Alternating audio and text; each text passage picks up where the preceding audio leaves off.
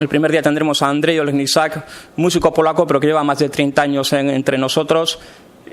Formó parte de Itois, de la Orquesta Mondragón, pero siempre se ha dedicado sobre todo al jazz, haciendo giras en Europa y en el resto del mundo. Concretamente hace 2 semanas o 3 estaba tocando con Chick Corea en un festival.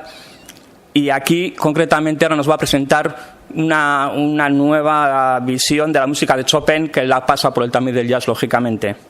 El segundo día tendremos al joven trompetista americano Christian Scott.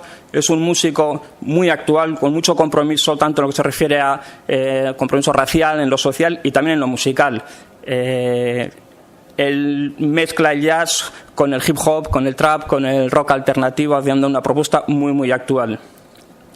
El tercer día tendremos al cuarteto que lideran el saxofonista Bill Evans y Dean Brown.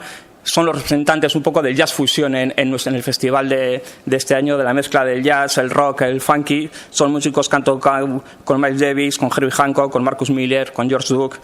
Y señalar también a los 2 músicos que las acompañan: Etienne Bampé, el bajista normalmente de John McLaughlin, y Keith Carlock, que es el batería del mítico grupo de rock Toto. El sábado tendremos a Diane Reeves, una de las grandes divas del jazz vocal actual. Es una músico que ha grabado y ha actuado en directo con la Orquesta Sinfónica de Chicago, con la Filarmónica de Berlín también, es decir, no se ha limitado solo al jazz. Señalar, tiene 5 Grammys, el último Dios concedido con su último disco, Beautiful Life, en 2015.